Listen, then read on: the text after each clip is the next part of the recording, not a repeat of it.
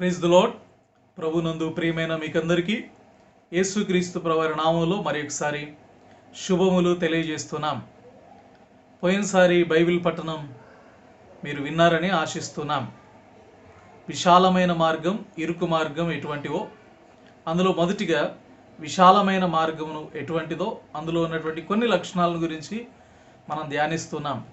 అందులో మొట్టమొదటి ప్రాముఖ్యమైన లక్షణం విశాలమైనటువంటి మార్గం, మంచివారిని సైతము చేరిపేటువంటి ఆకర్షణీయమైన మార్గమని, ఇది శోధన కలిగినటువంటి మార్గమని, ఇది మాయా మార్గమని గత బైబిల్ పఠనంలో మనం నేర్చుకున్నాం. ఈ మాయా మార్గంలో శోధింపబడినటువంటి వారిని గురించి, అందులో మొట్టమొదటిగా ఆది మానవుడు శోధించబడ్డాడని, ఆ తదుపరి యేసుక్రీస్తు ప్రభువారు కూడా శోధించబడ్డాడని, ఆది మానవుడు శోధింపబడుట ద్వారా మనందరికీ మరణం ప్రాప్తించిందని, ఆది మానవుడు శోధించబడి శోధనలో పడిపోయిన కారణం చేత మనమందరం అవిధేయతా స్థితిలో ఉన్నామని నేర్చుకున్నాం. అయితే యేసుక్రీస్తు ప్రభువారు శోధించబడి ఆయన శోధనను జయించి పాపము లేనివాడుగా ఉన్నాడని, ఆయనే మనకు సహాయం చేయగలడని గత బైబిల్ పఠనంలో మనం నేర్చుకున్నాం. ఈ బైబిల్ పఠనంలో శోధనకు కారణమైనటువంటి 3 విషయాలను మనం ధ్యానిస్తామని గత వారం చెప్పుకున్నాం కదా. ఆ 3 విషయాలు మీకు గుర్తున్నాయా? పొరుగువాని భోజనం, పొరుగువాని వ్యక్తి లేకపోతే భార్య, మూడవది పొరుగువాని ఆస్తి. వీటిని ఆశించకూడదని దేవుని వాక్యం చెప్తోంది అని నేర్చుకో. బైబిల్ పఠనం వినేదానికంటే ముందుగా చిన్న ప్రార్థన చేసుకుంటాం. ప్రేమగల తండ్రి, జీవంగల దేవ, మీకే స్తోత్రములు చెల్లిస్తున్నాం. మా ప్రియ తండ్రి, గత బైబిల్ పఠనాల్లో మీరు నేర్పిస్తూ వచ్చిన విషయాలకే వందనాలు. ఈ దిన బైబిల్ పఠనంలో కూడా కావాల్సినటువంటి మాటలు మా ప్రియులకు అనుగ్రహించండి. దేవ, నీ వాక్యం ద్వారా, దేవ పరిశుద్ధ గ్రంథంలో రాయబడినటువంటి విషయాల ద్వారా, దేవ అవన్నీ మాకు దృష్టాంతములుగా ఉండగా వాటి చేత మేము బుద్ధి తెచ్చుకొని దేవ నీ వాక్యానుసారంగా జీవించగలుగుటకు నేర్పించండి. దేవ, ఎన్నెన్నో విషయాలు మేము ఏ రీతిగా జీవించాలో మాకు పరిశుద్ధ గ్రంథం బైబిల్లో ఉంచున్నారు. దేవ, నీ వాక్యము ద్వారానే దేవ మేము మా మార్గములను సరి చేసుకొని సరైనటువంటి మార్గంలో నడవగలుగునట్లు కృప చూపుతారని ప్రార్థిస్తున్నాం. దేవా, మాకు మార్గదర్శకము మీ వాక్యమే. దేవా, మా త్రోవకు వెలుగు మీ వాక్యమే. దేవ, మీ వాక్యమును కొరకై మా ప్రియులందరూ సిద్ధపడినట్లుగా చేయమని మహిమా ఘనత స్తుతి ప్రభావాలు మీకే చెల్లిస్తూ యేసుక్రీస్తు ప్రభువారి ఘనమైన నామం పేరిట స్తుతించి ప్రార్థించి వినయముతో అడిగి వేడుకొంచున్నాము తండ్రి, ఆమెన్. నీ పొరుగువానిది ఏది ఆశించకూడదు అని ధ్యానించే విషయంలో మొట్టమొదటిది పొరుగువాని ఆహారం. పొరుగువాని ఆహారమును, ఇతరుల యొక్క ఆహారమును నీవు ఆశించకూడదు. నీ పొరుగువాని భోజనము చూసి నీవు ఆశించకూడదు. పరిశుద్ధ గ్రంథంలో అట్లా పొరుగువాని ఆహారమును ఆశించి నష్టపోయినటువంటి వారు, ఇబ్బంది పడినటువంటి వారి జీవితాలను కొంతమందిని మనం చూడగలం. ప్రభుచితమైతే వాటిని గురించి తర్వాత ధ్యానిస్తాం. మొట్టమొదటిది పొరుగువాని భోజనమును ఆశించుట. భోజనమును ఆశించి నష్టపోయినారు. అందులో మొట్టమొదటి కేటగిరీ కిందకి ఎవరు వస్తారు? ఇశ్రాయేలీయులు. ఏ ఐగుప్తులో నుంచి దేవుడు ఇశ్రాయేలీయులను నడిపించినాడో, ఐగుప్తులో నుండి ఇశ్రాయేలీయులు అరణ్య ప్రదేశంలో యాత్ర చేస్తూ ఉండగా వారికి ఏం ఆశ వచ్చిందో తెలుసా? ఐగుప్తులో విడిచిపెట్టి వచ్చినటువంటి ఆహారం మీద ఆశ కలిగింది, దాని మీద ఇష్టం కలిగింది, దాని మీద మనసు పారేసుకున్నారు, మాంసము పైన అపేక్ష చూపించినారు, అధికంగా కనపరిచినారు. మాకు మాంసం ఎవడిచ్చేదు, మాకు మాంసం ఎవరిస్తారు, మాకు మాంసం ఎవరు పెడతారు, ఈ అరణ్యంలో మాకు మాంసం ఇచ్చేవారు ఎవరు అని ఆశపడినటువంటి వారిని మనం పరిశుద్ధ గ్రంథంలో చూడొచ్చు. ఆ సందర్భాన్ని చదువుతామా? సంఖ్యాకాండం 11వ అధ్యాయం. సంఖ్యాకాండం 11వ అధ్యాయం 4వ వచనం అందరం కలిసి చదువుతాం. సంఖ్యాకాండం 11:4. వారి మధ్యనున్న మిశ్రిత జనం మాంసాపేక్ష అధికముగా కనపరచగా ఇశ్రాయేలీయులు మరలా ఏడ్చి, మాకెవరు మాంసము పెట్టెదరు. ఎంత దుఃఖకరమైన విషయం కదా. కనుక వీళ్ళ ఆశ దేనిపైన ఉంది? ఆహారం పైన ఉంది. ఎక్కడున్నటువంటి ఆహారం ఇది? ఐగుప్తు దేశంలో వారు తిని తృప్తి పొంది ఆనందించినటువంటి ఆహారం. ఏ లోకములో నుండి, ఏ ఐగుప్తులో నుండి దేవుడు ఇశ్రాయేలీయులను విడిపించినాడో అదే ఐగుప్తు పైన, అదే లోకం పైన ఆశ కలిగినటువంటి ఇశ్రాయేలీయులు మాంసమును గురించి అపేక్షించినట్టుగా, ఆహారమును గురించి కోరుకున్నట్టుగా మనం చూడగలం. చాలా దుఃఖకరమైన విషయం కదా. ఇదే మాటలను ఆయా సందర్భాలలో భక్తులు వివరిస్తూ వచ్చినారు, వాటన్నిటిని ఎక్స్ప్లెయిన్ చేస్తూ వచ్చినారు, దాని గురించి అనేకమైనటువంటి కీర్తనలు రాస్తూ వచ్చినారు. అందులో ఒక కీర్తన మనం చదువుతాం, 78వ ఆసాపు కీర్తన 29వ వచనం. 78వ ఆసాపు కీర్తన 29వ వచనం. వారు కడుపార తిని కనసిరి, వారు ఆశించిన దానిని ఆయన అనుగ్రహించును. వారి ఆశ తీరక మునిపే ఆహారము వారి పళ్ళల్లో నుండగానే దేవుని కోపము వారి మీదికి వచ్చెను. ఆశించినారు, వారు ఆశించిన దాన్ని తిన్నారు కూడా. వారు మాంసం కావాలంటే ఆకాశం నుంచి దేవుడు పూరేళ్లను వారి కొరకు పంపించినాడు. అందరికీ, లక్షల సైన్య సమూహానికి కావాల్సిన ఆహారం వచ్చింది. వారు ఆశించిన దాన్ని పొందినారు. కానీ వారి ఆశ తీరక మునిపే ఆహారం వారి పండ్ల సందులలో ఉండగానే వారిపైనకి దేవుని కోపం, దేవుని ఉగ్రత వచ్చినట్టుగా చూడగలం. ఇదే మాట మరి ఒక కీర్తనలో 106వ కీర్తన 14వ వచనంలో భక్తుడు పలికినట్టుగా చూడగలం. 106వ కీర్తన 14వ వచనం. అరణ్యములో వారు బహుగా ఆశించిరి, ఎడారిలో దేవుని శోధించిరి. వారు కోరినది ఆయన వారికిచ్చెను, ఆయనను వారి ప్రాణములకు ఆయన క్షీణత కలగజేస్తును. ప్రియ సహోదరుడా, సహోదరి, నీ పొరుగు వారిది ఏది ఆశించకూడదు. లోకములో ఆకర్షణీయమైనటువంటివి చాలా ఉన్నాయి కదా, అందులో ఆకర్షణీయమైనది ఇదొకటి, ఆహారం. కనుక నీ పొరుగు వారిది ఏది ఆశించకూడదు. ఐగుప్తులో నుండి వచ్చేసినావు, ఐగుప్తులో ఉన్నటువంటి మాంసమును అధికంగా ఆశించినటువంటి ఇశ్రాయేలీయులు నష్టపోయినట్లుగా, నశించిపోయినట్లుగా దేవుని వాక్యం చెప్తోంది. ఈ విషయంలో మనం చాలా జాగ్రత్తగా ఉండాలి. ఎప్పుడైతే ఆహారం మీద అత్యధికమైనటువంటి ఆశ మనం పెట్టుకుంటామో, మన హృదయము ఆ తిండి వలన మత్తుగా చేయబడుతుందని దేవుని వాక్యం చెప్తోంది. యేసుక్రీస్తు ప్రభువారే ఈ లోకంలో ఉన్నప్పుడు తన శిష్యులకు, తనను వెంబడించే వారందరికీ ఈ మాట బోధించినాడు. హృదయము ఒకవేళ తిండి వలన మత్తయితే, చాలా కష్టమే కదా. ఆ మాట చదువుతాం. లూకా సువార్త 21వ అధ్యాయం 34వ వచనం. లూకా సువార్త 21వ అధ్యాయం 34వ వచనం. లూకా సువార్త 21:34 కలిసి చదువుతాం. మీ హృదయములు ఒకవేళ తిండి వలనను, మత్తు వలనను, ఐహిక విచారముల వలనను మందముగా ఉన్నందున ఆ దినము అకస్మాత్తుగా మీ మీదికి ఉరి వచ్చినట్లు రాకుండా మీ విషయమై మీరు జాగ్రత్త పడుడి. ఉరి వచ్చినట్లు రాకుండా, కనుక చాలా జాగ్రత్త పడాలి. కనుక ఒక దినం రాబోతోంది, మన హృదయం తిండి వలన, మత్తు వలన మందమైపోతుందని చెప్తోంది.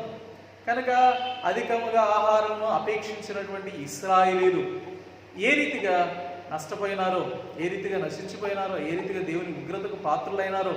కనుక నీ పొరుగు అనేది ఏది కూడా ఆశించకూడదు. ఆశించకూడని దానిలో మొదటిది ఆహారం కదా. కనుక యేసుక్రీస్తు ప్రభువారిని సాతానుడు శోధించిన విధం కూడా మనకు తెలుసు. యేసుక్రీస్తు ప్రభువారిని శోధించినప్పుడు 3 సందర్భాలు అక్కడ రాయబడ్డాయి. ఆ 3 సందర్భాల్లో మొట్టమొదటి సందర్భం మీకు అందరికీ తెలుసు కదా. 40 దినాలు ఉపవాసం ఉన్న పిమ్మట యేసుక్రీస్తు ప్రభువారు ఆకలి కొనగా అప్పుడు వచ్చినాడు సాతానుడు. ఆకలి కనుక వచ్చి ఏం చేసినాడు? ఒక రాయిని తీసుకున్నాడు, ఆ రాయిని చూపించినాడు, ఈ రాయిని రొట్టెగా చేసుకొని తిను. యేసుక్రీస్తు ప్రభువారు రాయిని రొట్టెగా చేసుకొని తినగలడని సాతానుకు తెలుసు. కనుక ఆ శక్తి ఆయనకుందని తెలుసు. దైవిక శక్తి ఎంత గొప్పదో ఆయనకు తెలుసు. రాళ్లను రొట్టెలుగా కాదు, రాళ్ళ నుండి పిల్లలను కూడా పుట్టించగలడని, రాళ్ళ చేత కేకలు కూడా వేయించగలడని, రాళ్ళు సాక్ష్యం పలకగలవని, అవి మొరపెట్టగలవని, అవన్నీ దేవునికి సాధ్యమని సాతానుకు తెలుసు. అందుకనే యేసుక్రీస్తు ప్రభువారిని శోధిస్తున్నాడు. ఈ రాయిని రొట్టెగా చేసుకొని తిని ఆ రొట్టెతో నీ ఆకలి తీర్చుకో. నీకు శరీరంతో ఉన్నావు కదా, నీకు ఆకలి ఉంటుంది. ఆకలి తీరాలంటే రొట్టె అవసరం. రొట్టె కావాలంటే ఈ రాయిని రొట్టెగా చేసుకోవాలి. కనుక ప్రియ సహోదరుడా, సాతానుడు శోధించే దాంట్లో ఇది మొట్టమొదటి శోధన. ఏంటిది మొదటి శోధన? ఆహారమును చూపించి శోధిస్తాడు. కనుక వాడు మరలు తొలుపుతాడు. ఇట్లా ఆహారం వలన మనం మత్తుగా ఉంటే దేవుని దినం వస్తుంది, అది మనకు ఉరి అవుతుంది. ఈ విషయంలో జాగ్రత్త పడవలసిన అవసరం లేదా? కనుక దేవుని వాక్యం చెప్తోంది, జాగ్రత్త పడాలి. చాలామందికి దేవుడు కడుపే వారి దేవుడు అని రాయబడింది. కనుక దేవుని కంటే ఎక్కువగా ఆశ తిండిపైన చూపించేటువంటి వాళ్ళు ఉన్నారు. దుఃఖకరమైన విషయం కదా. అపొస్తలుడైన పౌలు ఆ విషయాన్ని గురించి చెప్పినట్టుగా మనం చూడగలం.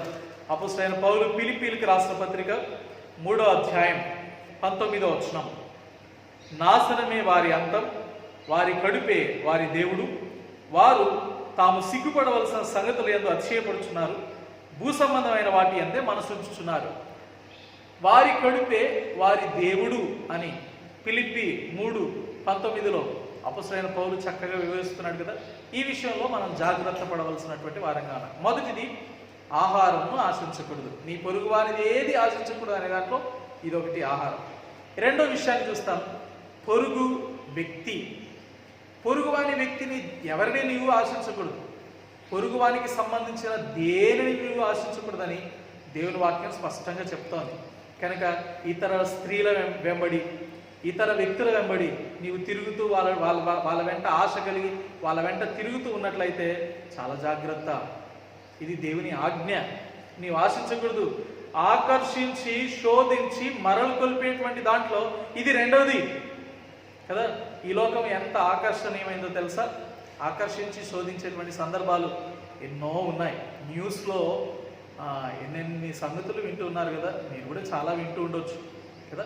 ఇతర స్త్రీలను లేకపోతే ఇతర పురుషులను ఆశించి వారి వెంబడి వెళ్ళి నష్టపోయి సిగ్గుతో తలదించుకున్నటువంటి వారు ఎంతమంది మనకు కనిపించట్లేదు. కనుక నీ పొరుగు వ్యక్తులను, నీ పొరుగువానికి సంబంధించిన వ్యక్తిని ఎవరిని ఆశించకూడదు. భార్యను కానీ, దాసిని కానీ, దాసుని కానీ, పొరుగువాని ఆస్తిని కానీ, పొరుగువానికి సంబంధించింది దేన్ని ఆశించకూడదు అని చెప్తాను. కనుక పొరుగువాని భోజనం మొదటిది. రెండవది, పొరుగువానికి సంబంధించిన వ్యక్తి, లేకపోతే పొరుగువాని భార్య, లేకపోతే పొరుగువాని భర్త నీవు ఆశించకూడదు. కనుక ఈ దినాల్లో అయితే వావి వరుసలు లేకుండా ఇష్టానుసారంగా ఎవరెవరి వెంబడో ఎవడెవడో తిరుగుతూ ఉండడం చాలా దుఃఖాన్ని కలిగిస్తోంది. చాలా దుఃఖకరమైన విషయం ఇది. అందునిమిత్తమే దీని గురించి ఒక మాట పరిశుద్ధ గ్రంథంలో రాయబడింది. ఇర్మియా గ్రంథం 5వ అధ్యాయం 8వ వచనం. ఇర్మియా గ్రంథం 5వ అధ్యాయం 8వ వచనం, బాగుగా బలిసిన గుర్రముల వలె ప్రతి వాడును ఇటు అటు తిరుగుచు తన పొరుగువాని భార్య వెంబడి సకిలించుచుండును కదా. సకిలించుకుంటా, నవ్వుకుంటా, పల్లిగిలించుకుంటా కదా ఇతర వ్యక్తుల వెంబడి నీవు తిరుగుతూ ఉన్నట్లయితే దేవుని వాక్యం చెప్తోంది, బలిసిన గుర్రముల వలె నీవు తిరుగుతూ ఉన్నావు అంటారు. కనుక అట్లా ఉండడం దేవునికి ఇష్టమైందా? అట్లా ఉండడం దేవునికి ఇష్టమైంది కాదు. దాని తర్వాత వచనంలో రాయబడింది 9వ వచనంలో, అట్టి కార్యములు బట్టి నేను దండింపకుందునా, అట్టి జనము మీద నా కోపము తీర్చుకొనకుందునా, ఇదే యెహోవా వాక్కు. అటువంటి వాడిని నిన్ను దండిస్తాను, అటువంటి వాడి పైన నేను కోపం తీర్చుకుంటాను, ఆ జనం పైన నా కోపం, నా ఉగ్రత రగులుకుంటుంది.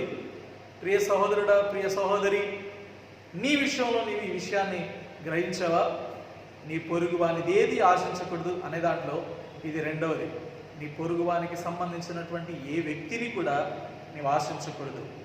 మూడవదిగా పొరుగువాని ధనం, పొరుగువాని ఆస్తి.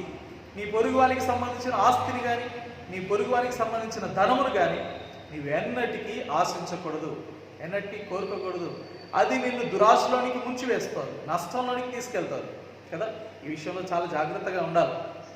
చూడండి, నిర్గమకాండం 15వ అధ్యాయం 19వ వచనంలో అక్కడ ఉన్నటువంటి ఆ మిరియాము, అక్కడ ఉన్నటువంటి ప్రజలందరూ ఎర్ర సముద్రము నుంచి ఇశ్రాయేలీయులను దేవుడు కాపాడిన తర్వాత దేవుణ్ణి ఆరాధిస్తూ ఒక మంచి కీర్తన పాడినారని మనం ఎరుగుదాం కదా.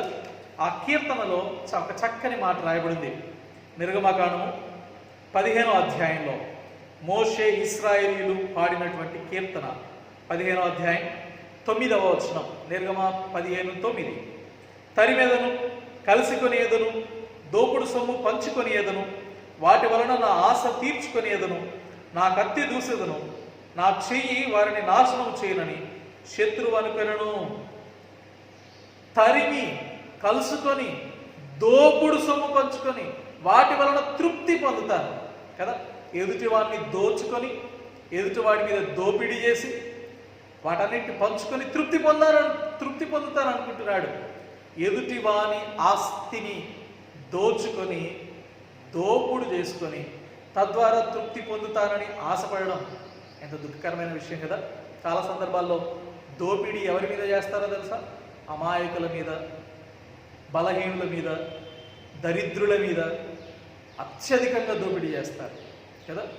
దోపిడీకి గురవుతున్నటువంటి వారే కనుక ఇట్లా దోపిడీ చేసి వారి నోళ్ళల్లో మట్టి కొట్టి వీళ్ళు ఎంజాయ్ చేస్తారు, వీళ్ళు తృప్తి పొందుతారు, వీళ్ళు ఆనందిస్తారు.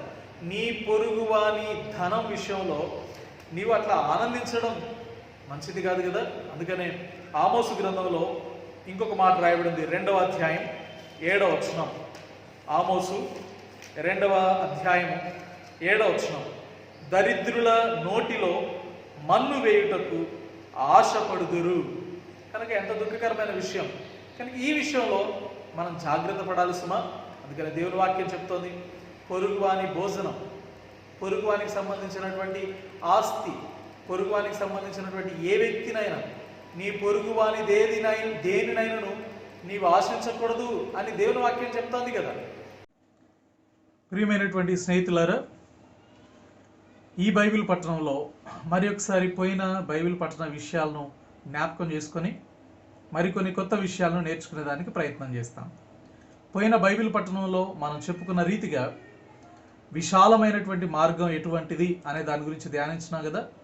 అందులో మొట్టమొదటి విషయం మీకు స్క్రీన్లో కనిపిస్తుంది అనుకుంటా కదా, ఆకర్షణీయమైన శోధన గల మాయా మార్గం అని ఈ మార్గానికి పేరు. దీనికి ముఖ్యాంశముగా మనం ఒక వచనాన్ని చదువుకున్నాం కదా, యాకోబు రాసిన పత్రిక 1వ అధ్యాయం 14వ వచనం. దురాశ చేత ఈడవబడి అనే విషయాన్ని గురించి ధ్యానించినాం. దాని కొరకై పోయిన బైబిల్ పట్టణంలో దీని నిమిత్తం ఉదాహరణగా ఒక చిన్న ఉదాహరణను ధ్యానించినాం. ఒక చేప ఒక గాలానికి ఏ రీతిగా చిక్కుకుంటుందో దాని గురించి కొన్ని విషయాలను మనం పోయిన బైబిల్ పట్టణంలో మనం ధ్యానించాం కదా. ఆకర్షణీయమైనటువంటి విధానంలో ఈ రీతిగా ఈ లోకము కూడా మనల్ని మోసం చేస్తోంది, మాయ చేస్తోంది. ఇది విశాలమైనటువంటి మార్గం. యాకోబు రాసిన పత్రిక 1వ అధ్యాయం 14వ వచనం దీని గురించి తెలియజేస్తుందని మనం అనుకున్నాం కదా. మీకు పోయిన బైబిల్ పట్టణంలో చెప్పినటువంటి విషయం జ్ఞాపకం ఉంది కదా. ఒక ఎరగా సాతానుడు ఈ లోక ఆకర్షణను మనం చూపించి గాలం వేసి ఈడ్చుకొని పోతున్నాడు అని మనం చెప్పుకున్నాం. ప్రియమైనటువంటి స్నేహితులారా, దీని కొరకై మనం ఆదాము అవ్వ మొట్టమొదటి దినాల్లో చేసినటువంటి పాపమును గురించి చూసినాం.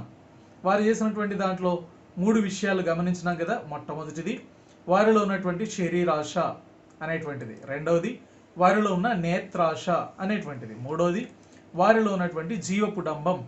కనుక అవ్వ తినకూడదన్న పండు తినగా ఆ పండును చూడగా వారికి కనిపించినటువంటి విషయం ఏంటిది? శరీరాశ, నేత్రాశ, జీవపు డంబము అనేవి కనిపించినట్లుగా మనం చెప్పుకున్నాం కదా. ప్రియమైనటువంటి స్నేహితులారా, అందునిమిత్తమే సీనాయి కొండ పైన మోషేకు దేవుడు 10 ఆజ్ఞలు ఇచ్చినాడని చెప్పుకున్నాం.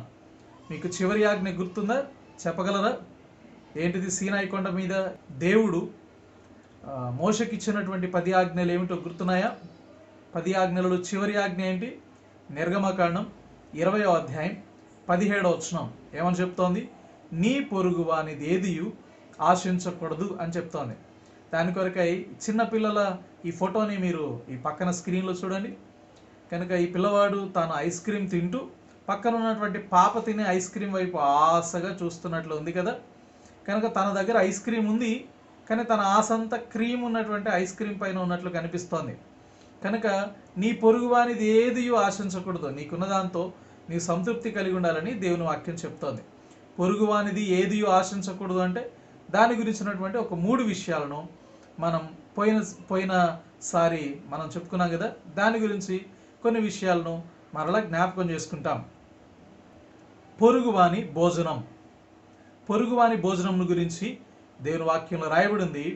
మాంసాపేక్ష అధికంగా కనపరిచినటువంటి ఇశ్రాయేలీలు సంఖ్యాకాండం 11వ అధ్యాయం 8వ వచనం ప్రకారం వారు ఆనాడే నశించిరి, వారి ఆశ తీరక మునిపే అని 106వ కీర్తన 14వ వచనంలో, 78వ కీర్తన 29వ వచనం 30వ వచనంలో రాయబడినట్లుగా మనం విన్నాం.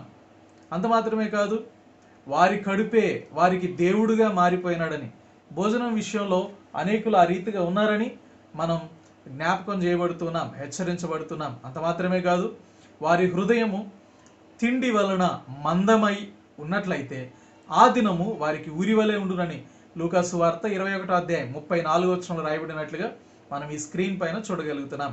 రెండవది పొరుగువాని వ్యక్తి లేకపోతే పొరుగువాని భార్య. ఈ స్క్రీన్ పైన ఒక గాడిద సకిలిస్తున్నట్టు కనిపిస్తోంది కదా, గాడిద కాదండి, గుర్రం.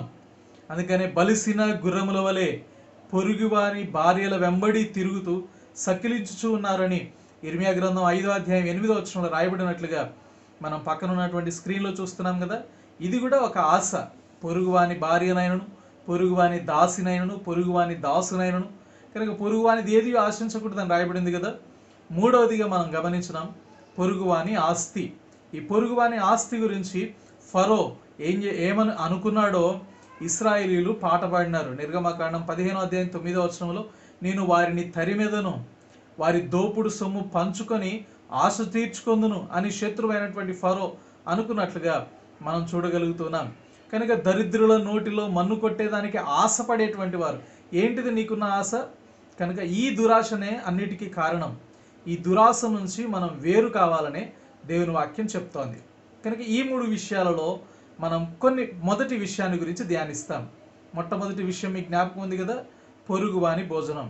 ఈ పొరుగువాని భోజనం విషయంలో మనం ఆశపడకూడదని, ఈ రీతిగా పొరుగువాని భోజనమును ఆశించడం విశాలమైనటువంటి మార్గానికి ఒక సూచన అని మనం చూడగలుగుతున్నాం. దురాశ గర్భమును ధరించి పాపమును కనుక పాపం పరిపక్వమై మరణమును కరుణ అని పోయినసారి మనం ధ్యానించిన విషయం గుర్తుంది కదా మీకు. ప్రియమైనటువంటి స్నేహితులారా, పొరుగువాని భోజనమును ఆశించుట దుఃఖకరమైన విషయం. దీని గురించి హెచ్చరికలు ఒక 7 విషయాలు రాయబడ్డాయి. ఏమేమి ఆశించకూడదు, పొరుగువాని భోజనం ఆశించడం అంటే ఏంటి, భోజనం ఆశించడం గురించి దేవుని వాక్యం ఏం చెప్తోంది అనే కొన్ని విషయాలను మనం ఈ బైబిల్ పట్టణంలో ధ్యానించడానికి ప్రయత్నం చేస్తాం. మొట్టమొదటిగా పొరుగువాని భోజనమును గురించి చూస్తాం. ఇందులో ఒక 7 విషయాలను మనం ధ్యానిస్తాం. 7 విషయాలలో మొట్టమొదటి విషయం పొరుగువాని భోజనమును ఆశించడం అంటే కీడు చేయడం ద్వారా దొరికిన దానిని ఆశించడం. ఇది భక్తిహీనుల మార్గం అని చెప్తోంది. ఈ మాటను దయచేసి మీకు స్క్రీన్ పైన ఉన్నటువంటి ఆ రెఫరెన్స్ని మీరు నోట్ చేసుకోండి. దయచేసి బైబిల్ను తెరవండి, నాతో కలిసి ఆ వచనాన్ని చదవండి. సామెతల గ్రంథము 4వ అధ్యాయం 14వ వచనం నుండి 17వ వచనం వరకు చదువుతాం. భక్తిహీనుల త్రోవను చేరకుము, దుష్టుల మార్గమున నడువకుము, దాని యందు ప్రవేశింపక తప్పించుకొని తిరుగుము, దాని నుండి తొలగి సాగిపోము. అట్టివారు కీడు చేయనది నిద్రింపరు, ఎదుటి వారిని పడద్రోయినది వారికి నిద్ర రాదు. కీడు చేత దొరికిన దానిని వారు భుజింతురు. భక్తిహీనుల త్రోవను గురించి, దుష్టుల మార్గమును గురించి దేవుని వాక్యం ఈ సామెతల గ్రంథం 4వ అధ్యాయం 14వ వచనంలో రాయబడింది కదా. ఏంటిది భక్తిహీనుల త్రోవ? ఇదే విశాలమైన మార్గం, ఇదే దుష్టుల మార్గం. వారి లక్షణం ఎటువంటిదంట?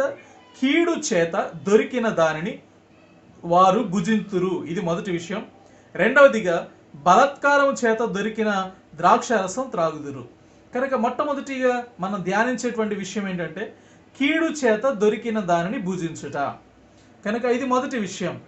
కీడు చేత దొరికిన దానిని నీవు ఆశించి దాన్ని భుజిస్తున్నావంటే ఆ భోజనము విశాలమైనటువంటి మార్గములో పొరుగువాని భోజనమును ఆశించిన దానితో సమానం. ఇది భక్తిహీనుల మార్గం, ఇది దుష్టుల మార్గం. కీడు చేత దొరికిన దానిని భుజించడం తప్పు కదా. కనుక ఆ రీతిగా కీడు చేసి భుజించినటువంటి వారిని గురించి మనం పరిశుద్ధ గ్రంథంలో ఒక మంచి కథ ఒక భక్తుడు చెప్పినట్లుగా మనం చూడగలుగుతున్నాం. ఆ కథను గురించి 2వ సమూయేలు గ్రంథం 12వ అధ్యాయంలో దావీదు మహారాజుకు ఒక దైవజనుడు ఈ కథను వివరిస్తున్నట్లుగా మనం చూడగలుగుతున్నాం. మీకు స్క్రీన్ మీద ఆ వచనం కనిపిస్తోంది కదా. 2వ సమూయేలు గ్రంథం 12వ అధ్యాయంలో నాతాను అనే ఒక ప్రవక్త దావీదు మహారాజు దగ్గరికి వచ్చి ఒక మంచి కథ చెప్తున్నట్లుగా చూడగలం. ఆ కథ 1 నుంచి 6 వచనాల వరకు రాయబడింది. ఈ కథ యొక్క సారాంశం ఏంటి? అక్కడ ఒక ఐశ్వర్యవంతుడు ఉన్నాడు. ఆ ఇంటినే ఆనుకొని ఒక బీదవాడు ఉన్నాడు. ఐశ్వర్యవంతుని యొద్ద చాలా గొర్రెలు ఉన్నాయి, చాలా మందలు ఉన్నాయి. అయితే ఒక మార్గస్థుడు ఆ ఐశ్వర్యవంతుని ఇంటికి వచ్చినాడు. ఆ బీదవాని దగ్గర ఒకే ఒక చిన్న గొర్రెపిల్ల ఉంది. ఆ గొర్రెపిల్లను తమ ఇంటిలో తమ ఇంటి వ్యక్తిగా వాళ్ళు పెంచుకుంటూ ఉన్నారు. అయితే ఏం జరిగింది? మీకు చాలా చక్కగా అర్థం కావడం కొరకై పక్కన కొన్ని పటాలను మేము చూపిస్తున్నాం ఈ స్క్రీన్ పైన, వాటిని చక్కగా చూడండి. ఇక్కడ మీకు కనిపిస్తున్నటువంటి వ్యక్తి నాతాను ప్రవక్త, వెనక ఉన్నటువంటి ఇద్దరు వ్యక్తులు ఆ బీదవాడు, ఆ బీదవాని పిల్లలు. కనుక వారికి ఉన్నటువంటి ఒకే ఒక లేత గొర్రె పిల్ల ఒకటి ఉంది. ఆ గొర్రె పిల్లను వారు అల్లారు ముద్దుగా పెంచుకుంటున్నారు. తమ ఇంటిలో ఒక వ్యక్తి వలె అది అయిపోయింది. వారి గిన్నెల్లోనే తింటుంది, వారితో పాటు పండుకుంటోంది. అంత ఇష్టపడి పెంచుకున్నటువంటి ఆ గొర్రె పిల్లను ఆ ధనవంతుడు ఏం చేసినాడో తెలుసా? మీకు ఆ తర్వాతి పటంలో మనం చూడగలం. కనుక ఆ బీదవాడు, ఆ బీదవాని కుమారుడు ఎంతో దిగాలుగా కదా చూస్తున్నట్టు కనిపిస్తోంది కదా మీకు ఆ పటంలో. ఆ పక్కన ఉన్నటువంటి ఒక ధనవంతుడు ఏం చేస్తున్నాడు? ఆ పక్కనున్న ధనవంతుడు వారి యొక్క గొర్రె పిల్లను తీసుకుని వెళ్తున్నాడు. దేని కొరకు? తన ఇంటికి వచ్చిన మార్గస్తునికి విందు చేయడానికి. ఎంత దుఃఖకరమైన విషయం కదా! ఇది కీడు చేయడం కాదంటారా? ఐశ్వర్యవంతునికి ఎన్నో గొర్రెలు ఉన్నాయి, ఎంతో ఆస్తి ఉంది, తనకెంతో మందులున్నాయి. తనకున్నటువంటి గొర్రెలలో ఒకదానిని, గొర్రె పిల్లలో ఒకదానిని వధించి తన దగ్గరికి వచ్చినటువంటి అతిథికి భోజనం పెట్టడం తన యొక్క విధి. అయితే ఏం జరిగింది?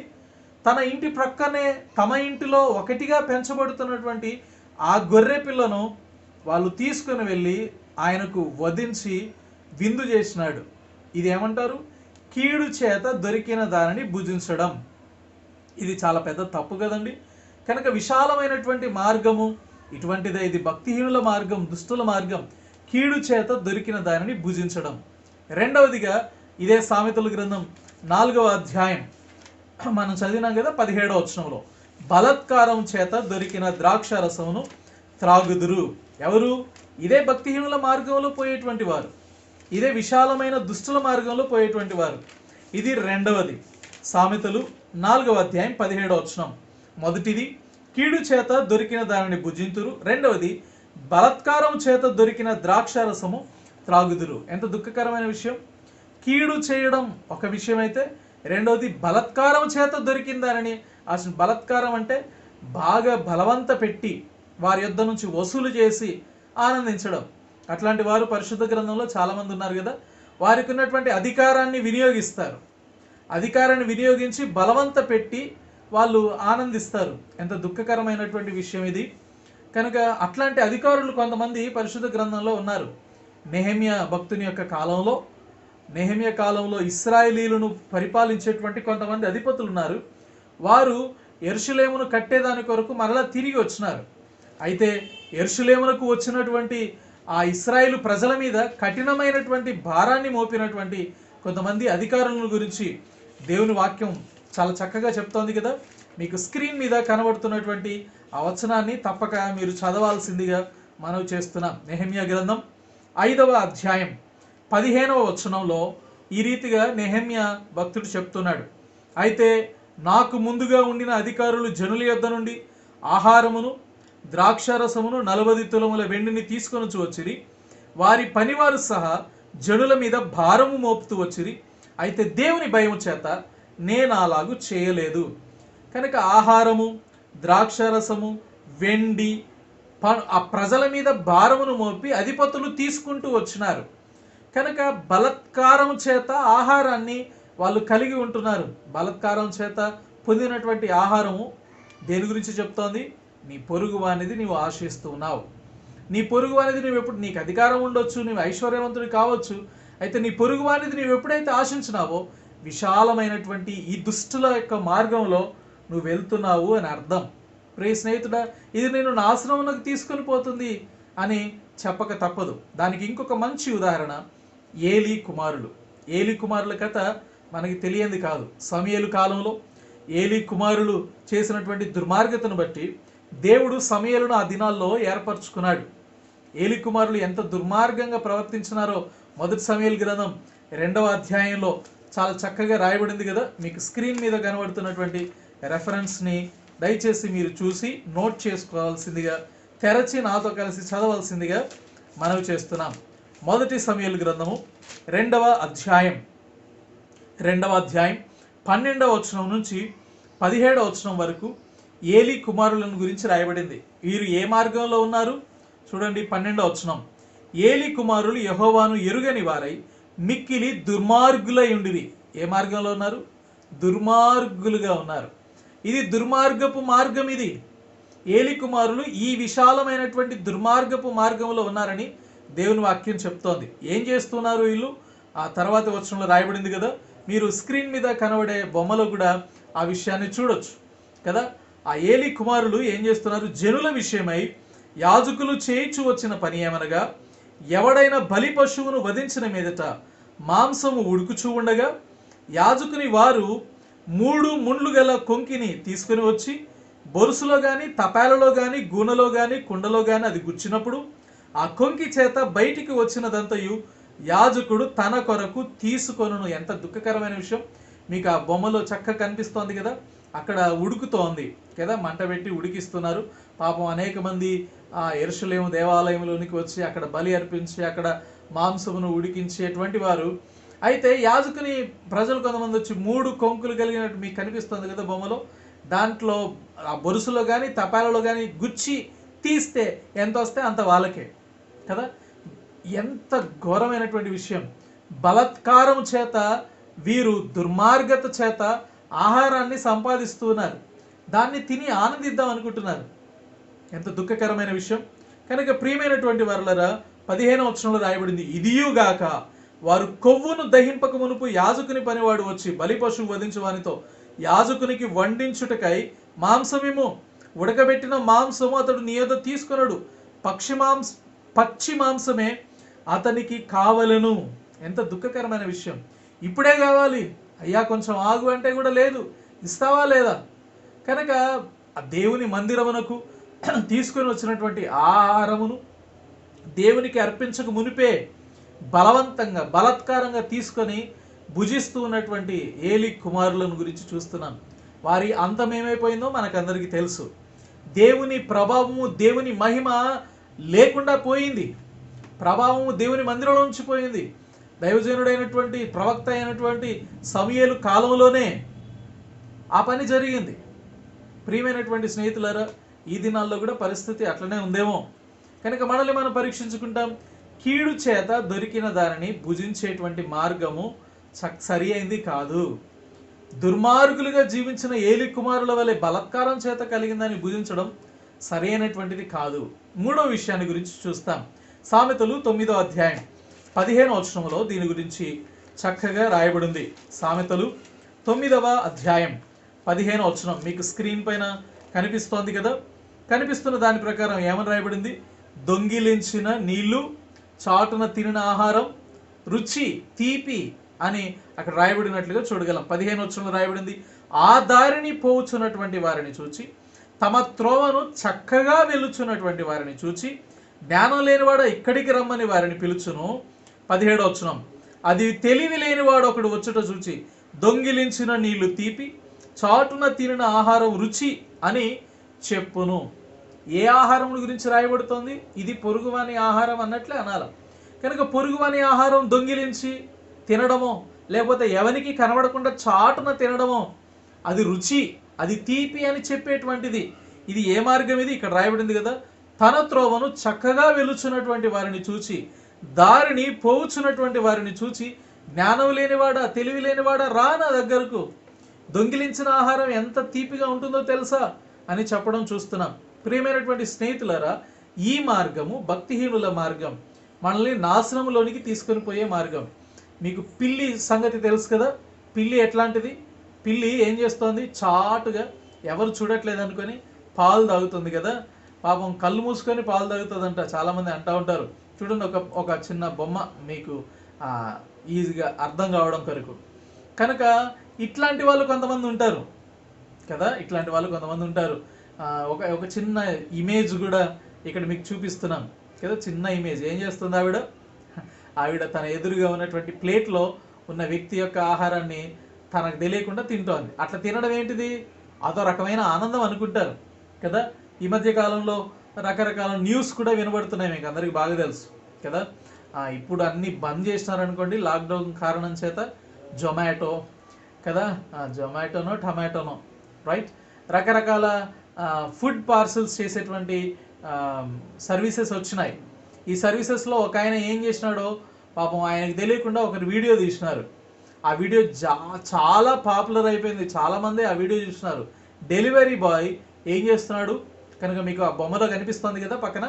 డెలివరీ బాయ్ ఏం చేస్తున్నాడు, తన బ్యాగ్లో నుంచి తన పార్సిల్ ఏదైతే ఉందో దాన్ని తీసుకుంటున్నాడు, దాంట్లో నుంచి ఫుడ్ తీసుకుంటున్నాడు, చక్కగా తినేస్తున్నాడు, దాన్ని టేస్ట్ చూస్తున్నాడు, మళ్ళీ సదిరేసి పెట్టేసి ఇచ్చేస్తున్నాడు. ఎంత దుఃఖకరమైన విషయం కదా. కనుక ఈ దినాల్లో మానవులు అనుకుంటున్నారు ఎవరికి తెలియకుండా చాటుగా తింటే ఎంత తీపి, ఎంత తృప్తిగా అనిపిస్తుందో. అది చాలా తప్పు సహోదరుడా, సహోదరి.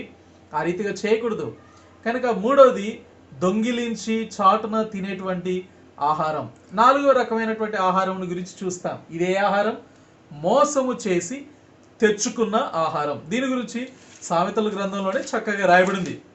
సామెతల గ్రంథము 20వ అధ్యాయము 17వ వచనం. మోసము చేసి తెచ్చుకున్న ఆహారము మనుషులకు బహు ఇంపుగా ఉండును, పిమ్మట వారి నోరు మంటితో నింపబడును. ప్రియ స్నేహితుడా, మోసము చేసుకున్నటువంటి ఆహారం, మోసం చేసి తెచ్చుకున్న ఆహారం చాలా ఇంపుగా మానవునికి అనిపిస్తోంది. కనుక లోకంలో మానవుడు మోసం చేసి అనుకుంటాడు, అబ్బా నేను ఎంత ఘనకార్యం చేసినాను, ఎంత తెలివిగా చేసినాను, అవతల వాడు మోసపోయినాడు అంటే నాకున్న తెలివి చాలా గొప్పది అని అనుకుంటారు. ఎంత దుఃఖకరమైన విషయం. దేవుని వాక్యం చెప్తోంది ఇంపుగా ఉంటుందేమో, అయితే చివరికి ఏమవుతుంది, వాని నోరు మంటితో నింపబడును. కనుక ఆహారం విషయంలో మనం చాలా జాగ్రత్తగా ఉండాలి. మోసపుచ్చేటువంటి వారు ఉన్నారు, మోసం చేసే వాళ్ళు ఉన్నారు. ఈ విషయంలో మనం చాలా జాగ్రత్తగా ఉండాలి. దేవుని వాక్యం ఏం చెప్తుంది చెప్పినా, మోసపోకుడి అని చెప్తోంది. యెహోషువ తాను ఆ రీతిగా యోర్దాను నదిని దాటి ఎరికో పట్టణాన్ని వాటన్నిటిని జయించి తిరుగుతున్న సమయంలో వారికి అతి సమీపంలో ఉన్నటువంటి గిబియోనీలో ఒక చిన్న ప్లాన్ చేసినారు. వాళ్ళు చేసిన ప్లాన్ ఏంటిదో తెలుసా? వారు సమీపముగా ఉన్నవారే అయినప్పటికీ మాది దూరదేశం అని నమ్మించి మోసం చేసేదానికి బాగా ఎండబెట్టినటువంటి చీకిపోయినటువంటి ఆహారము, ద్రాక్ష తిత్తులు అవన్నీ తీసుకొని వచ్చి ఇశ్రాయేలీలను మోసం చేసినారు. అయితే దుఃఖకరమైన విషయం ఏంటో తెలుసా? ఇశ్రాయేలీలలో కొందరు దేవుని సెలవు లేకుండానే ఆహారంలో కొంత పుచ్చుకున్నారు. ప్రియ స్నేహితుడా, ఎక్కడ పడితే అక్కడ ఆహారం పుచ్చుకోవడం మంచిది కాదు. ఆహారం పుచ్చుకునేటప్పుడు కూడా దేవుని సెలవు పొంది పుచ్చుకోవాలంట. ఎంత దుఃఖకరమైన విషయం. ఆ సందర్భము మన యెహోషువ గ్రంథంలో చక్కగా చూడొచ్చు. యెహోషువ గ్రంథము 9వ అధ్యాయం 14వ వచనం. యెహోషువ గ్రంథం 9వ అధ్యాయము 14వ వచనం. ఇశ్రాయేలీలు యెహోవా సెలవు పొందకయే వారి ఆహారములో కొంత పుచ్చుకొనగా. దానికి సంబంధించినటువంటి ఇమేజెస్ మీకు పక్కన స్క్రీన్ మీద కనిపిస్తున్నాయి కదా. ఇశ్రాయేలీలు ఆ గిబియోనీల యొక్క ఆహారంలో కొంత చూసినారు. ఆహారం చూస్తే ఎట్లా ఉందో తెలుసా? బాగా ఎండిపోయి ఆ ఎండిపోయిన ముక్కలన్నీ కింద పడుతున్నట్టుగా మీకు స్క్రీన్ మీద కనిపిస్తుంది కదా. వాళ్ళు వేసుకున్నటువంటి వస్త్రాలు కూడా పాతగిల్లిపోయినట్లుగా కనిపిస్తూ ఉన్నాయి. కనుక ఇశ్రాయేలీలు దేవుని సెలవు లేకుండానే వారు తీసుకొచ్చినటువంటి ఆహారంలో కొంత పుచ్చుకున్నారు. ఎంత దుఃఖకరమైన విషయం. కనుక ఆహారం మూడవది, మోసము చేసి తెచ్చుకున్నటువంటి ఆహారం.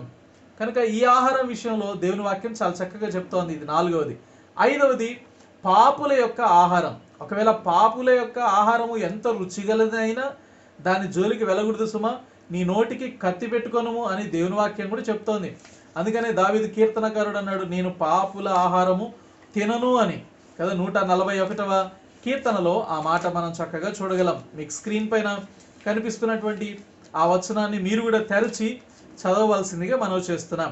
141వ కీర్తన 4వ వచనం. పాపము చేయు వారితో కూడా నేను దుర్నీతి కార్యములలో చొరబడుకున్నట్లు నా మనస్సు దుష్కార్యమునకు తిరగనీయకము, వారి రుచిగల పదార్థములు నేను తినకయుందునుగాక అని కీర్తనకారుడు ఎంత చక్కగా చెప్తున్నాడు. కనుక వారి రుచిగల పదార్థములను నేను తినకయుందునుగాక అని రాయబడుతోంది. కనుక వారి రుచి కలిగినటువంటి పదార్థాలు ఎవరు? వారు అంటే పాపులు. పాపుల యొక్క రుచిగల పదార్థమును నేను ఆశించను, దానిని నేను తినను. ఎంత మంచి తీర్మానం ఇది. కనుక పాపులతో ఒకవేళ నీవు కూర్చొని ఎంత రుచి కలిగిన ఆహారమును తిన్నా నీవు పాపులతో జతకట్టినటువంటి వాడవుతావు, పాలివాడివవుతావు. నీవు పరిశుద్ధినితో పాలివారంగా ఉండాలి, కానీ పాపులతో పాలివారంగా ఉండకూడదు. ఎవరైతే పాపులతో విందులు వినోదాలు కలిగి రుచిగల ఆహార పదార్థాలు తింటూ ఉన్నారో అట్లాంటి వారిని గురించి రాయబడింది, వారి దుర్నీతి కార్యములలో నేను చొరబడతానేమో నా మనస్సు ఒకవేళ దుష్కార్యమునకు తిరిగిపోతుందేమో అన్నటువంటి ఆలోచనతో నేను వారితో కూర్చోను, వారితో విందు చేయను అనేటువంటి తీర్మానము దావీదు మహారాజు చేస్తున్నట్లుగా మనం చూడగలం. అందునిమిత్తమే కొరంతీయులకు రాసినటువంటి మొదటి పత్రిక 5వ అధ్యాయం 11వ వచనంలో చాలా చక్కగా మాట రాయబడింది. మనమందరం కలిసి చదువుతాం. అపొస్తలుడైన పౌలు కొరంతీయులకు రాసిన మొదటి పత్రిక 5వ అధ్యాయము 11వ వచనం. నేను చదువుతా, నాతో కలిసి చదవండి. ఇప్పుడైతే సహోదరుడు అనబడిన వాడెవడైనను జారుడు గాని, లోబు గాని, విగ్రహారాధికుడు గాని, తిట్టుబోతు గాని, తాగుబోతు గాని, దోచుకొను వాడు గాని అయ్యున ఎడల అట్టి వానితో సాంగత్యం చేయకూడదు, భోజనము చేయకూడదని మీకు రాయిచున్నాను. కనుక పాపుల ఆహారం రుచిగల ఆహారం అయినప్పటికీ నేను దానిని ఆశించను, నేను దానిని తినను అనే తీర్మానం. ఇట్లాంటి తీర్మానం చేసుకున్నటువంటి వ్యక్తులలో మనకు బాగా తెలిసినటువంటి వ్యక్తులు ఎవరు? దానియేలు, షద్రకు, మేషాకు, అబేద్నెగో. అవును కదండి. దాని గురించి మీకు స్క్రీన్ పైన ఆ వచనం ఇవ్వబడింది. ఆ వచనాన్ని కూడా చదువుతాం.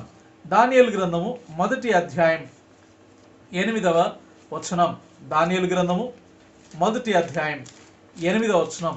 ఇది రాజు భుజించేటువంటి ఆహారం కనుక ఇది అపవిత్రమైనదేమో, మమ్మల్ని మేము అపవిత్రపరచుకుంటామేమో, మేము తినము అన్నట్లుగా చూడగలం. దానియేలు 1:8.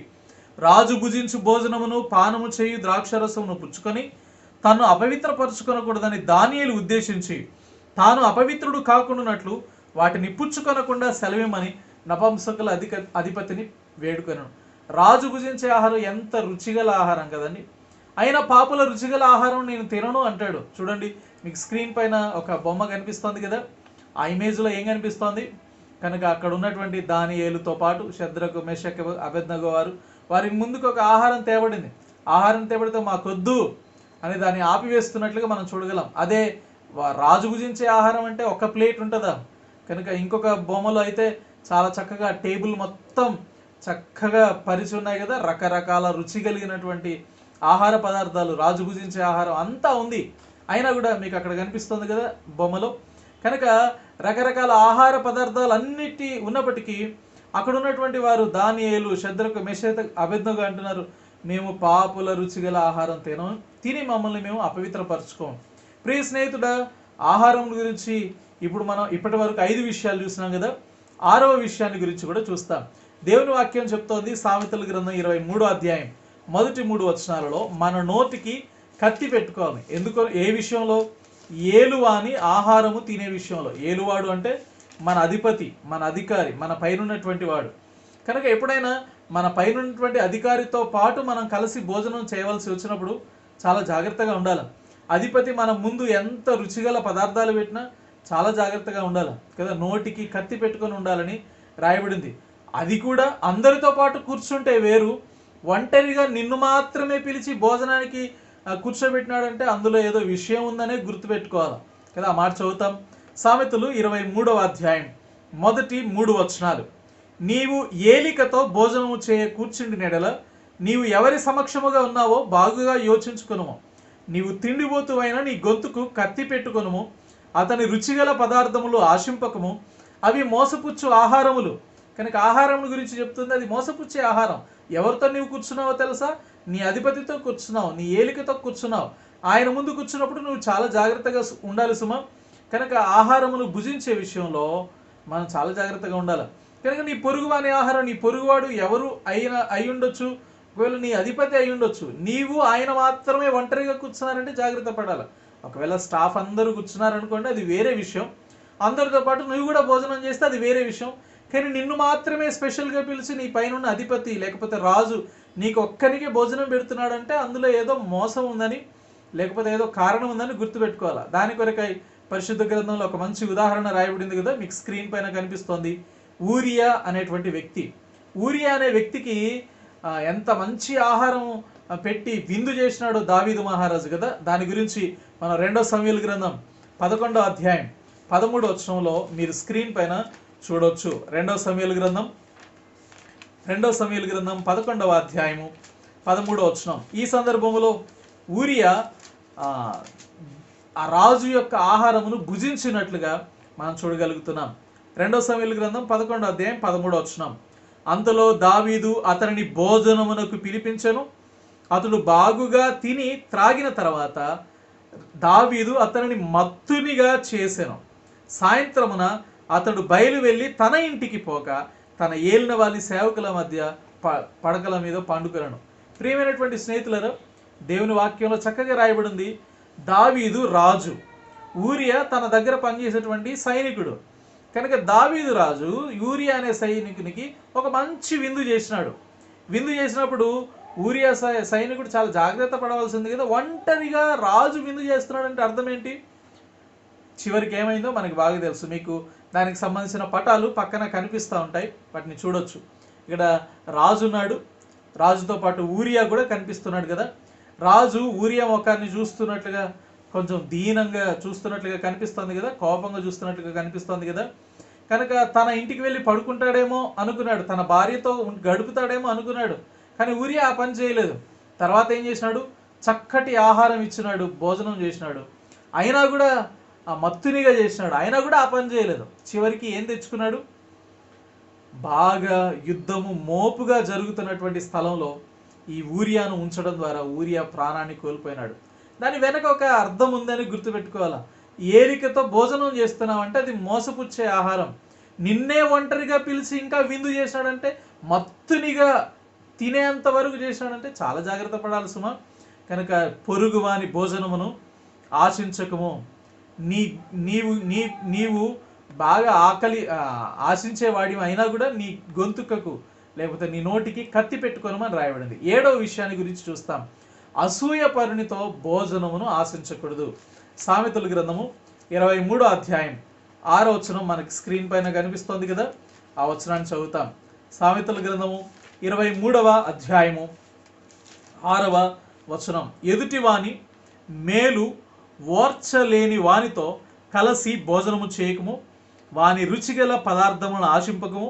అట్టివాడు తన ఆంతర్యంలో లెక్కలు చూచుకునేవాడు. తినుము త్రాగుము అని అతడు నీతో చెప్పునే గాని తన హృదయములో నుండి వచ్చిన మాట అది కాదు. నీవు తినిన దానిని కక్కివేయుదు. ఎంత దుఃఖకరమైన విషయం కదా. కనుక ఎదుటివాని మేలు ఓర్చలేని వానితో, అసూయపరునితో కలిసి భోజనం చేయకు, జాగ్రత్త. కనుక ఒకవేళ తిన్నా కూడా తినదానంతటిని కక్కివేస్తామని దేవుని వాక్యం చెప్తోంది. కనుక పొరుగువాని భోజనమును ఆశించకూడదు అనేటువంటి దాని గురించి ఇక్కడ రాయబడినటువంటి ఒక 7 విషయాలను మనం ఇంతవరకు చూస్తూ వచ్చినాం. ఈ స్క్రీన్ పైన మీకు ఆ 7 విషయాలను పూర్తిగా చూపిస్తున్నాం. దయచేసి చూసి ఆ రకంగా మనల్ని మనం పరీక్ష చేసుకుంటాం. మొదటిగా, కీడు చేత దొరికిన దానిని ఆశించినటువంటి ఒక ఐశ్వర్యవంతుడు పొరుగువాని యొక్క బీదవాని గొర్రెపిల్లను తీసుకున్నాడు, వధించినాడు, తన దగ్గరకు వచ్చినటువంటి గెస్ట్కి విందు చేసినాడు. ఇది దుఃఖకరమైన విషయమే. రెండవది, బలాత్కారం చేత దొరికిన దానిని ఆశించినటువంటి అధికారులు ఉన్నారు, ఏలి కుమారులు ఉన్నారు. వారి గతి ఏమైందో మనకందరికీ తెలిసిందే. దొంగిలించిన నీళ్లు తీపి, చాటున తినిన ఆహారం రుచి అనేటువంటి వాళ్ళు ఉన్నారు. కనుక ఆ మార్గము చక్కగా పోయేటువంటి వారిని సైతము మరలు కొల్పేటువంటి మార్గం. ఈ విషయంలో మనం జాగ్రత్త పడవలసినటువంటి వారంగా ఉన్నాం. మోసం చేసి తెచ్చుకున్నటువంటి ఆహారం గురించి, గిబియోనీయులను గురించి మనం చూస్తూ వచ్చినాం. దేవుని సెలవు పొందకయే ఇశ్రాయేలీయులు మోసపోయినట్లుగా చూడగలుగుతున్నాం. పాపుల రుచి కలిగినటువంటి ఆహారము తినినటువంటి వారిని గురించి మనం చూస్తున్నాం. ఏలిన వారిని రుచిగల ఆహారమును ఆశించినటువంటి వారిని చూస్తున్నాం. అసూయపరునితో భోజనం చేయటం గురించి చూస్తున్నాం. కనుక మీకు ఈ రీతిగా రాయబడినట్లుగా 7 విషయాలలో పొరుగువాని భోజనమును దేనిని నీవు ఆశించకూడదు సుమా. ఈ విషయంలో చాలా జాగ్రత్త పడవలసినటువంటి వారమై ఉన్నాం. దీని కొరకై మనం చేయవలసిన తీర్మానం ఎంతో గొప్పది. మనం చదివినటువంటి ఈ వచనాలన్నింటిలో ఒక వచనం తప్ప అన్ని వచనాలు సామెతల్లోనే రాయబడ్డాయి. అందునిమిత్తమే సామెతల్లో ఒక మంచి తీర్మానం మనం చేసుకోవాల్సినటువంటి తీర్మానం సామెతల గ్రంథం చివరి 30వ అధ్యాయం చివరి వచనాల్లో రాయబడింది. ఆ తీర్మానమే మనం కూడా కలిగి ఉంటే మంచిది. స్క్రీన్ మీద కనిపిస్తున్నట్లుగా సామెతల గ్రంథం 30వ అధ్యాయం 9వ వచనం అందరం కలిసి చదువుతాం. ఎక్కువైన ఎడల తగినంత ఆహారము నాకు అనుగ్రహింపు, ఎక్కువైన ఎడల నేను కడుపు నిండిన వాడనై నిన్ను విసర్జించి యెహోవా ఎవడని అందునేమో, లేక బీదనై దొంగిల్లి నా దేవుని నామమును దూషింతునేమో. కనుక ఈయన తీర్మానం ఏంటి? దేవా, ఎక్కువ ఆహారం నాకొద్దు, మరీ బీదవానిగా నన్ను ఉంచొద్దు, తగినంత ఆహారం నాకు దయచేయి. కదా, ఎంత మంచి తీర్మానం కదా. రోమీలకు రాసిన పత్రిక 14వ అధ్యాయం 20వ వచనంలో కూడా చాలా చక్కగా ఈ మాట రాయబడినట్లుగా మనం చూడగలం. రోమీలకు రాసిన పత్రిక 14వ అధ్యాయం 20వ వచనం, భోజనం నిమిత్తము దేవుని పనిని పాడు చేయకుడి, సమస్త పదార్థములు పవిత్రములే గాని అనుమానముతో తినువానికి అది దోషం. మాంసము తినుట గాని ద్రాక్షరసము తాగుట గాని నీ సహోదరునికి అడ్డము కలుగజేయనది మరేదియు గాని మానివేయుట మంచిది. కనుక ఆహారం విషయంలో దేవుని వాక్యం చాలా చక్కగా చెప్తోంది కదా. ఈ ఆహారం కొరకు దేవుని పనిని ఎట్లా పాడు చేస్తావు? చాలా జాగ్రత్తగా ఉండు. భోజనము చేసినను పానము చేసినను దేవుని మహిమ నిమిత్తమే చేయాలని కొరింథీయులకు రాసిన మొదటి పత్రిక 10వ అధ్యాయం 31వ వచనంలో రాయబడింది కదా. మీరు భోజనము చేసినను పానము చేసినను దేవుని మహిమ నిమిత్తమే చేయుడి. కనుక మనకి చాతనైనంత మట్టుకు ఇతరులకు సహాయం చేసేటువంటి వారంగా ఉండాలి. ఈ లాక్డౌన్ పరిస్థితుల్లో పొరుగు వాని దగ్గర నుంచి భోజనం ఆశించడం కాదు, కానీ మన దగ్గర ఉన్న దాంట్లో కొంత ఇతరులకు ఇచ్చేటువంటి వారంగా ఉండాలి. అట్లా తమకున్నటువంటి ఆహారంలో కొంత ఇచ్చినటువంటి వారు పరిశుద్ధ గ్రంథంలో చాలామంది ఉన్నారు. సారేపతు విధవరాలు, పాపం కొంచెమే పిండి ఉంది, కొంచెమే నూనె ఉంది, కొన్ని అప్పాలు చేసుకొని తిని చచ్చిపోతాం, ఇక తర్వాత ఇంకేం లేదు అనుకున్నది. అందులో ఒక అప్పం తీసుకుని వెళ్ళి ఎదురుగా అడిగినటువంటి ఏలియాకి ఇచ్చిన కారణం చేత వారు ఆ 3 సంవత్సరాల కాలం, కరువు కాలం అంతా చక్కగా పోషించబడ్డారు. ఎంత ఆశ్చర్యకరమైనటువంటి విషయం కదా. కనుక తమకున్నటువంటి కొంతలోనే ఇతరులకు సహాయం చేసినటువంటి బీదవారు ఉన్నారు. అట్లాంటి వారు దీవెన పొందినారు, అట్లాంటి వారు ఆశీర్వాదములను పొందినట్లుగా మనం చూడగలం. సామెతలు 22వ అధ్యాయం 9వ వచనంలో రాయబడినట్లుగా ఈ లాక్డౌన్ దినాల్లో మనం కూడా ఈ తీర్మానం చేసుకుంటే మంచిదేమో. సామెతల గ్రంథం 22వ అధ్యాయం 9వ వచనం, దయాదృష్టి గలవాడు తన ఆహారంలో కొంత దరిద్రునికిచ్చును, అట్టివాడు దీవెన పొందును. ప్రియమైనటువంటి స్నేహితులారా, పొరుగు వానిదేదీ ఆశించకూడదు. అందులో మొదటిగా ఒక భాగాన్ని మనం చూస్తున్నాం, పొరుగు వాని భోజనమును ఆశించుట. అట్లా ఆశించి నశించి నష్టపోయినటువంటి వారి ఉదాహరణకు కొంతమందిని మనం చూస్తున్నాం. ఆ రీతిగానే మనం పొరుగువాని ఆశించకుండా దరిద్రునికి దయాదృష్టి కలిగి దరిద్రులకు ఇచ్చిన వారిని గురించి కూడా చూస్తున్నాం. కనుక వారు దీవెనలు పొందినారు. తగినంత ఆహారం దయచేయమని దేవుని అడుగుదాం. మనం భోజనం చేసిన పానం చేసిన దేవుని మహిమ నిమిత్తమే చేస్తాం. ఈ తీర్మానాన్ని కలిగి ఉంటాం. కనుక ఈ పొరుగువాని భోజనము మొదటి విషయం అయితే, పొరుగువానిది ఏది ఆశించకూడదు అనే దాంట్లో రెండో విషయం పొరుగువాని వ్యక్తి, లేకపోతే పొరుగువాని భార్య.